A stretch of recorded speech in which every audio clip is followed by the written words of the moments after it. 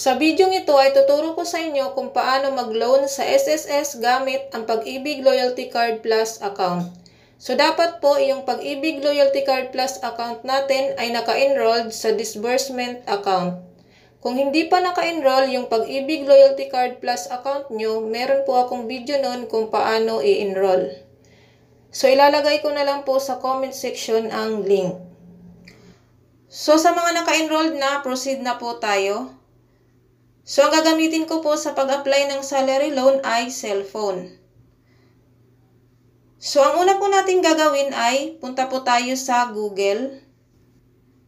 Search po natin www.sss.gov.ph. Then sunod, pindutin ang member login. Then ilalagay nyo po dito yung user ID and password.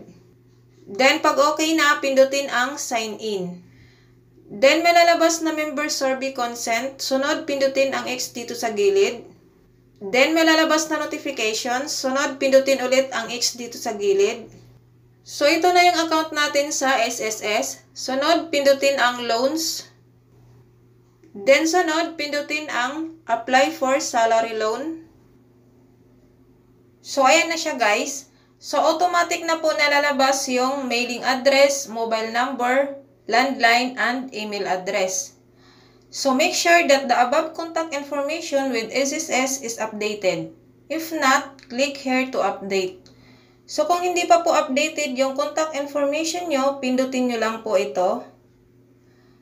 So sa pag-update ng contact information sa SSS, meron po akong video nun kung paano mag-update. So ilalagay ko na lang po sa comment section ang link. So sa mga updated naman yung contact information, proceed na po tayo. So dito po sa loanable amount, yung makikita nyo po dito, ito po yung pinakamataas na amount na pwede nyong i-loan. Kung gusto nyo naman pong babaan yung amount na ilo-loan nyo, pindutin nyo lang po ito. Then scroll nyo lang po guys kung magkano yung amount na ilo-loan nyo. So sa akin, okay na po yan.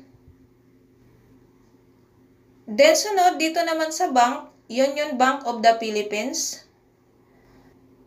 Then sunod, yung bank account number, i-double check nyo na lang guys kung tama.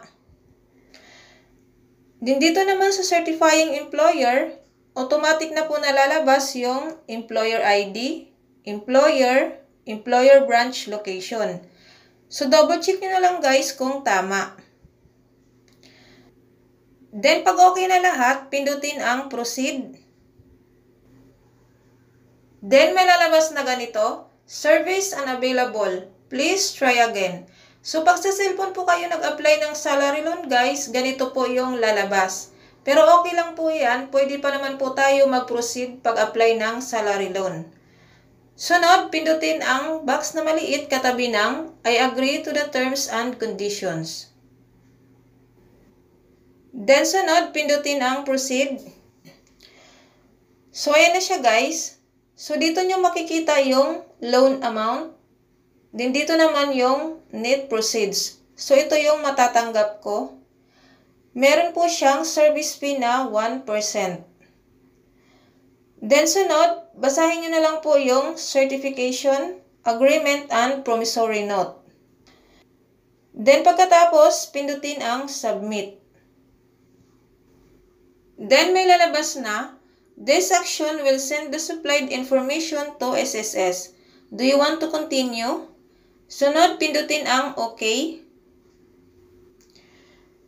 So ayan na siya guys. You have successfully submitted your salary loan application to SSS on. So ito yung date kung kailan po ako nag-apply ng salary loan. Then yung time. Then dito naman makikita nyo yung account nyo. Then yung transaction number. So dito naman guys sa color red, we are awaiting the certification from your employer. Your salary loan application will expire if your employer fails to certify on. So meron po siyang 3 working days para po i-certify yung application nyo sa salary loan. So, pag lumagpas na po guys ng 3 working days na hindi pa niya na-certify, pwede pa naman po ulit kayo mag-apply ng salary loan. Kaya dapat po pag nag-apply kayo ng salary loan, inform nyo po sa employer nyo na kayo po ay maglo-loan. Pwede rin naman po guys, i-screenshot nyo to at ipapakita nyo po sa employer nyo na katunayan na kayo po ay nag-apply ng salary loan. So, tandaan nyo po guys, meron lang pong 3 working days yung employer nyo para po mag-certify ng application nyo sa salary loan. Then, sunod, pindutin ang OK. So, para makita natin yung status natin sa application natin sa salary loan, pindutin nyo lang po yung inquiry. Then, sunod, pindutin ang loan info.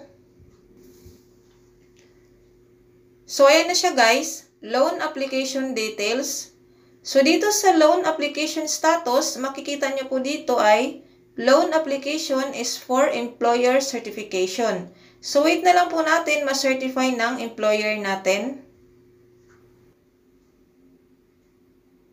Then, pag ganyan naman ang lumabas guys, loan application status, disbursement through the bank G. So, ibig sabihin po niyan guys, wait na lang po natin na pumasok yung pera sa bank account natin. Then, dito naman sa loan information details, sa check amount, ito po yung marireceive natin. Then, sa loan amount, ito po yung niloan natin. Then, dito naman sa monthly amortization, ito po yung amount kung magkano po yung ikakaltas niya monthly. Then, dito naman sa first monthly amortization, ito po yung month kung kailan po siya mag-start ng kaltas. Then, dito naman sa list of availed loan, so dito nyo po makikita yung loan type and loan date. So, yung salary loan. So, ganun lang po kadali guys kung paano mag-loan sa SSS gamit ang Pag-ibig Loyalty Card Plus account. So, kung may katanungan po kayo guys, comment lang po kayo sa comment section.